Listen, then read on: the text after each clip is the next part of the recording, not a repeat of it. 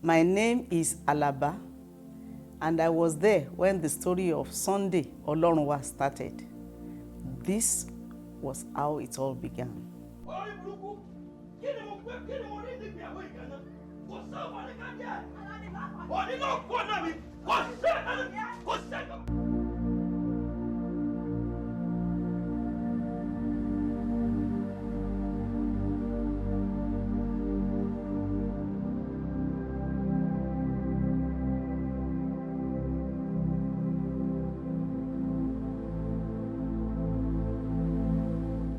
I was in the house when my sister came from her husband's house.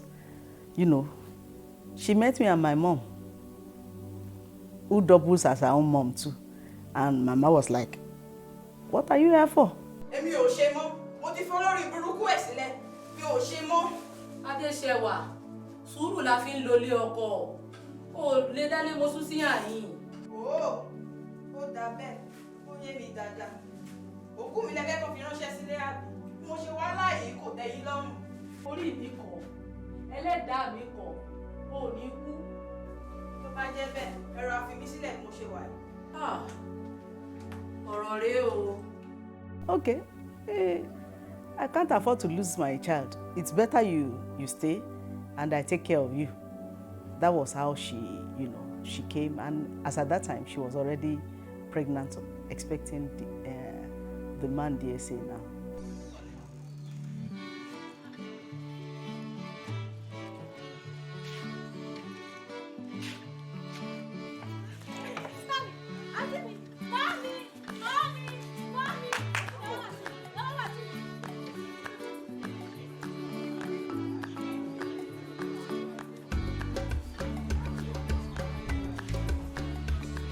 Ọkọ mi, pẹ̀lẹ́, kí ló ń ṣe ẹ́? Ṣé o ti jẹun? Kí ló mú? Kí ló dé pẹ̀lẹ́? Pẹ̀lẹ́. Ó wá mi. Bó ló ṣe ń ṣe ẹ́? Adéṣẹwà, bó ló ti ṣe nǹkan àlejò lẹ́gbẹ̀ẹ́ rẹ̀? Adéṣẹwà. My sister began to date a man, Mr. Oladipupo Komolafe. And in those days, it's not like now. The man would come like snake, and my sister was sneaking to meet with him. In fact, on one of such occasions, Mama was somewhere sighting them. At the end of the day, she inquired and she said she was okay with the man, and that was how she was given out in marriage to Mr. Komolafe Oladipupo.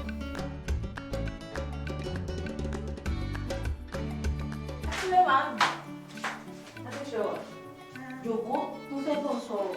Ṣé kò sí màmí? Kó má bàa sí náà ni. Alárakùnrin tí mo rí tí wà tí ẹjọ́ ṣe wọléwọ̀de lẹ́nu lẹ́nu ìgbàdí. Màámi, ó yẹ kó ti yé yín. Ẹni tí mo fẹ́ fẹ́ nìyẹn. Àkútẹ̀ nínú máa ṣàlàyé fún mi lẹ́kùnrẹ́rẹ́. Ìwọ́n tẹ̀ wá dábẹ́ tí wá béèrè fún ara rẹ̀. Iṣẹ́ rí ọmọkùnrin yẹn. Ó fẹ́ràn mi gidi gan-an. Èmi náà sì fẹ́ràn rẹ̀. A sì ti ṣetán láti jẹ́ ọkọ àti aya. Lágbára Ọlọ́run, òpin ọ̀sẹ̀ yìí ni mò ń kó lọlé rẹ̀ pátápátá. Ọlọ́run wà ní kẹ́ wá bá mi tọ́jú rẹ̀ dáadáa. Ọlọ́run ṣe ilẹ̀ kì í tọ́jú rẹ̀ láti kékeré. Ẹni kẹ́ máa bá mi tọ́jú rẹ̀ lọ. Ọlọ́run ní jẹ́ kó sún yín o.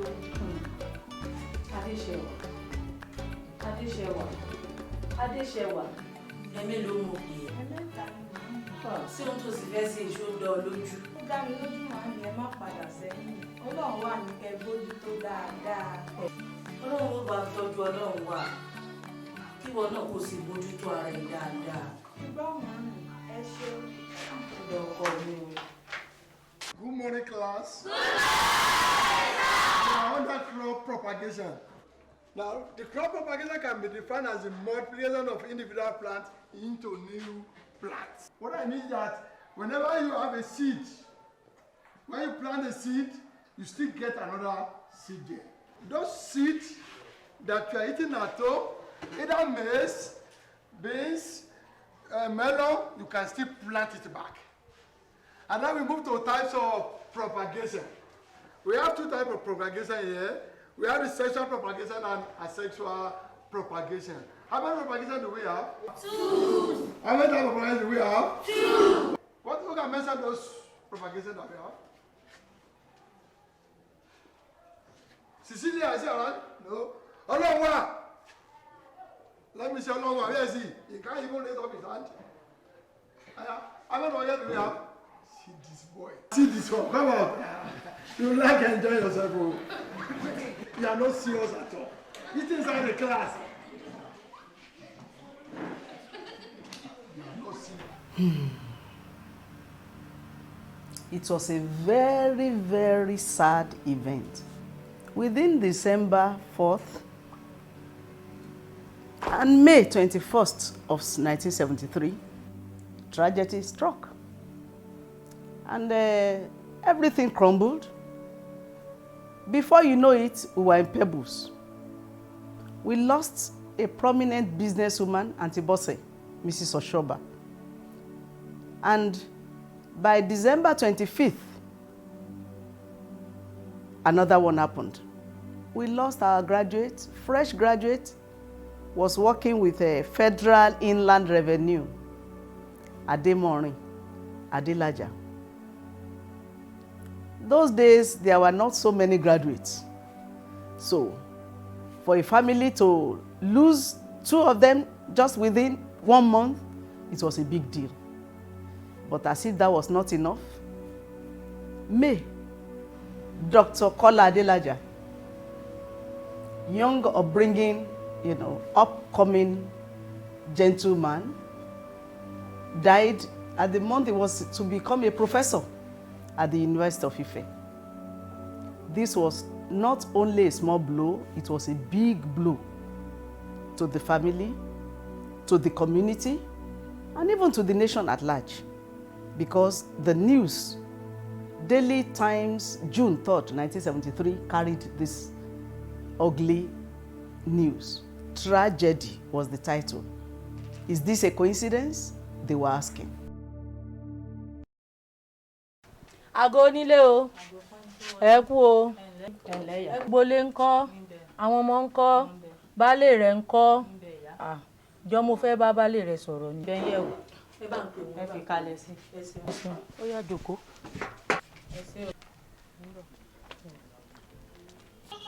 Ẹlẹ́ ìyá wa o. Ẹ ṣé bàbá mi. Ẹlẹ́. Ẹ ṣeun. Ẹlẹ́. Ẹ ṣeun o. Ẹlẹ́. Ẹ ṣé. Bóò ni? Ẹlẹ́ ìyá wa. Ẹlẹ́. Ẹ ṣeun. Gbogbo ilé ńkọ́? Ó ń bẹ. Ọmọ ńkọ́? Àlàáfíà. Bó o ní iṣẹ́? Tó Olúwa ṣeun. Ṣé ò sí tí mo fi rí yín ìyá wa? Bàbá mi ó sì nígbà tí àwọn ọmọ mi ti ṣe bọ́n ṣe tí àwọn ọmọ ti kú. Ó tọ́ ni. Àtìgbà yẹn ní àtijọ́ àti mo ò dẹrùn mọ́. Mo ní mo ṣe ní wá bọ́ mo yóò rí nǹkan fún wa táyé jẹun. Nǹkan tí mo wá bá yín fún nìyẹn pé kẹ́ ẹ jọ gbogbo nǹkan tẹ́ ẹ bá lè ṣe láti fi lè ràn àtèmi àtọmọ mi lọ́wọ́. Ìyá wa, kẹ́ẹ̀sì máa wá wò ó. Ẹ̀yin náà rí bí ọrọ̀ ajé ìlú wa yìí ṣe doríkodò. Pé ọjà ò yá bí ti tẹ́lẹ̀ mọ́. Ìbá má ṣe bẹ́ẹ̀ ni kí a ní. Àmọ́ mo fi dá yín lójú pé láìpẹ́ láì jìnnà ẹ rọ́wọ́ mi. Bá mi ṣé kò wá yọ nǹkan kan báyìí bá ṣe mọ́ ọ lọ náà ni. Ìyá wa àní ẹ rọ́wọ́ mi ní kòpẹ́kòpẹ́. Ẹ rọ́wọ́ mi ní kòpẹ́kòpẹ́. Ọlọ́run ó pèsè o. Ebi ò ní pa yín o. Ẹ ṣeun. Ọlọ́run wà já mọ́ ọ lọ. Ẹ ṣé o ìyàwó mi.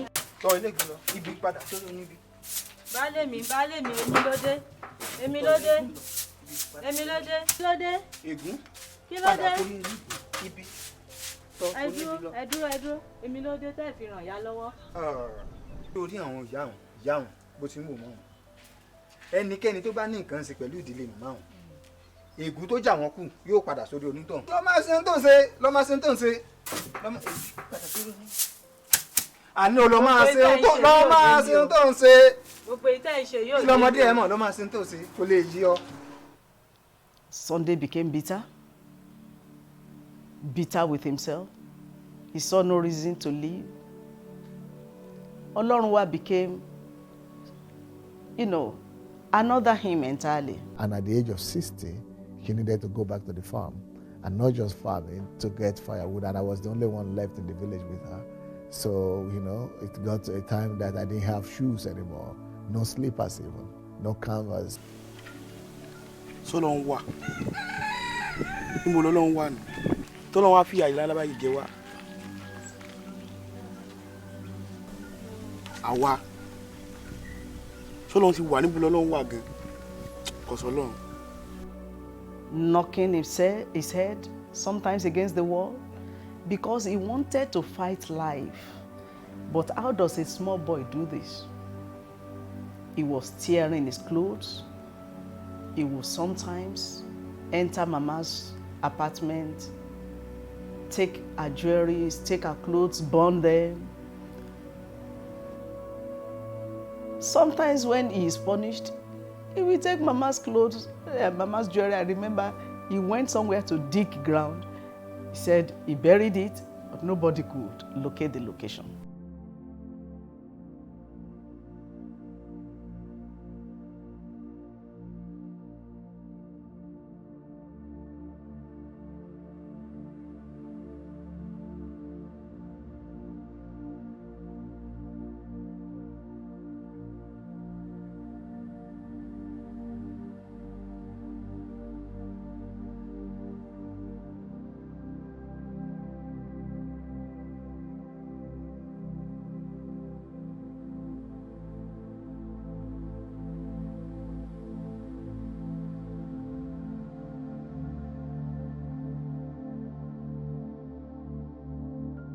Wàá fi sọ́mọ yẹn kí n tiẹ̀ yìí.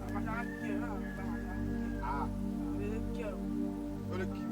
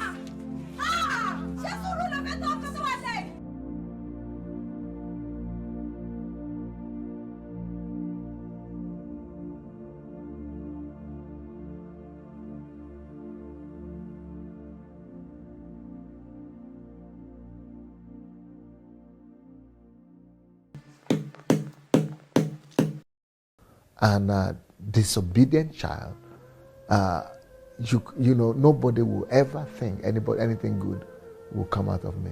I was the biggest hooligan in the whole city. In the sense, you cannot believe it, because, for example, when she beats me and she punishes me, I will go into her wardrobe, take kerosene, and just splash kerosene in the whole wardrobe and set it on fire. Nobody would believe that I would do something like that. I'm totally the opposite now. Behavior of your kid, of your grandchild, I was worse. This Pastor Sunday that you are seeing now, I used to be worse. And I got better, not because of deliverance or casting off of demons. And it was not demon. It was just the pain that I was experiencing inside. But I didn't know as well. So it's just now analyzing it. So I grew up, for example, one day, after she punished me, I went and discovered a place where she had put all her jewelries, earrings, and all the jewelries. She had a box for it. So I went and took all that box and went to the bush, dug a hole, and buried the whole thing there. And up to now, I couldn't find the place where I buried it. Olorunwa. And I saw all this. We went through it. At a time, Mama fell sick. And she called Olorunwa, to talk to him one-on-one. Olorunwa, I've been diagnosed. Don't know what name they call it. And I have to go to hospital now. I have taught you how to make pap, how to make ogi. I will not be here, at least for now.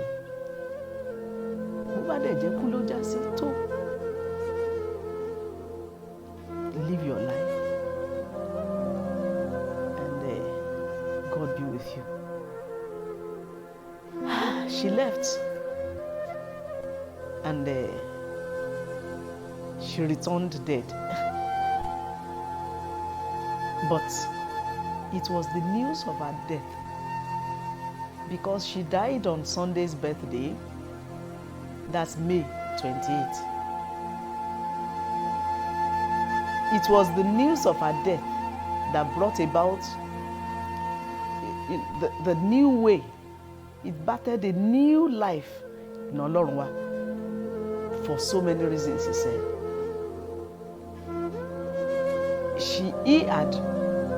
Whilst we were in the hospital, he had repented at home of all his wrongdoings to her.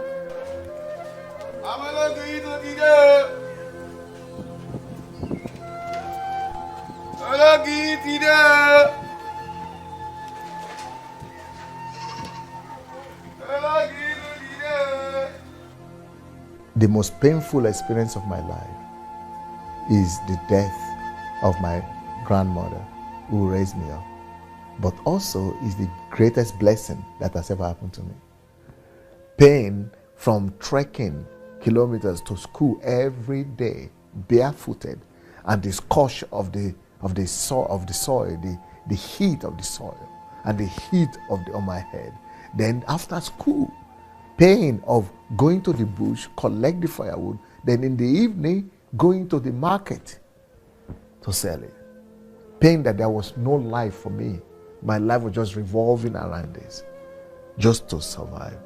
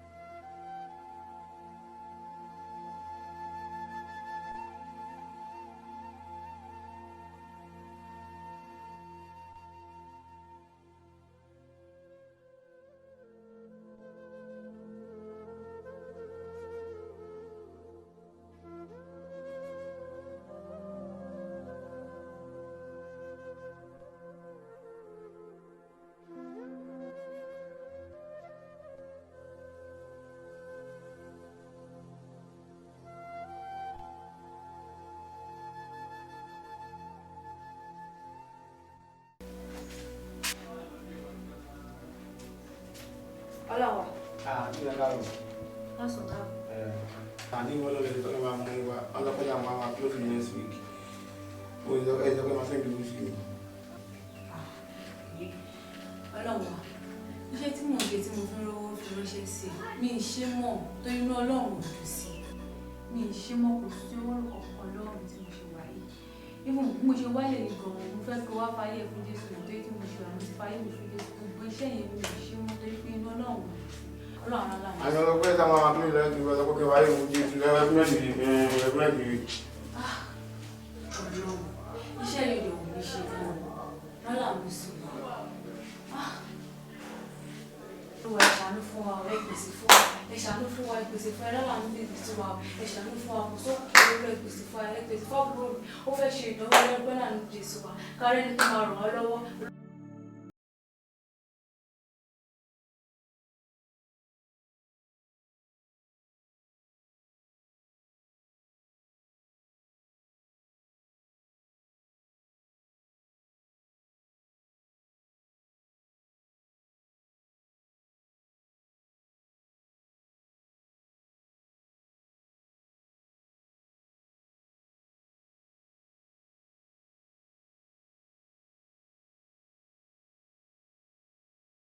Mo ti ṣe tán mo fẹ́ máa padà sí school tèmi. Ṣùgbọ́n mo dẹ̀ nígbàgbọ́ pé Ọlọ́run tí mò ń sìn á pèsè owó fún àtàwọn ìsanwó ìdánwò ṣùgbọ́n ńlá pèsè. Báwo ni ojú yín rèé ọjọ́ mẹ́ta? Mo rí i pé mo yàn gbúrò yín láti jẹ́ mo ṣe ní kí n wá bẹ̀yìn wò. Ṣé gbogbo ẹ̀ lọ dáadáa ṣá? Báwo la kadá? Olúwa ṣeun. Kadá ń lọ àdúpẹ́ Ọlọ́run wa ló ti wá fẹ́ ṣe ìdánwò báyìí. Owó ìdánwò ẹ̀dẹ̀ láti wá láti jẹ. Ó dẹ̀ ti ń súnmọ́ pọ̀ dé ní pẹ́ close. Omi ni pé ìdánwò tó fẹ́ ṣe ti fẹ́ close kò dẹ̀ tí ì sanwó ìdánwò. Èló ló wọ̀n? 10 naira ni. 10 naira. So 10 naira ló wá ń fact ó mọ ọ̀ṣẹ̀rẹ̀. Máa fi 15 naira ránṣẹ́ sí yín. Ṣé ti gbọ́? Òbúdọ̀ ọdún òun kò tọpẹ́ irú nǹkan mẹ́rin òbúdọ̀ falẹ̀ náà. Education and sọ̀rọ̀ ẹ̀ kò tọpẹ́ ṣó ti gbọ́. Kò tọpẹ́ tí 15 naira náà lè ṣe wá dé báyìí tó yẹn. Máa ṣáà láti rán wọn sí Colgate Across tó yé bẹ́ẹ̀ máa fi ọmọ owó náà ránṣẹ́ sí yín ṣùgbọ́n. Ìkẹ́tẹ́kẹ́ o. Ìgbà tí mo sọ fún ẹ sí, pípọ́ Ọlọ́run tí mò ń sìn, ó máa pèsè owó ìfún wa. Ìgbà tí mo ṣe sọ fún ẹ ní ẹ pé kó gbọ́ Ọlọ́run gbọ́, kó gbá. So, after Mama's death, I was coming to visit both Olorunwa and my brother, who was ID at the Ogun State University, fortnightly. So it was on one of such visits that after giving my life to Jesus, I told Olorunwa about the Lord Jesus. I said, Olorunwa, you're about to write WAEC. If you are not serious with your studies, you will remain in this village and die here. But I told him, our God is a good God. He said in Deuteronomy chapter 28, verse 13, that you will be head and not the tail. And the Spirit of God just caught up with him at that junction, because he said to me years later that those statements that day were what propelled him, that can it be true that he Olorunwa can truly be the head? So he started working towards it. He started studying many hours a day, reading. So by the time he wrote his WAEC, he came out in very high flying colors. Ọláníyàn. Olorunwa. Jọ̀wọ́ ọjọ́ tá a ti nínú kíláàsì kò yé mi, wá ṣàlàyé fún mi. Mi ṣàlàyé fún ìwọ. Wo sọ pé ọmọ pé èmo ìṣe oníwàhálà. Gbogbo ọgbọ́n tó fi wá wàhálà ló ń wá èrè. Èmi kò kí ṣe oníwà jàgídíjàgan mọ́. Ṣé lóòótọ́? Bẹ́ẹ̀ni.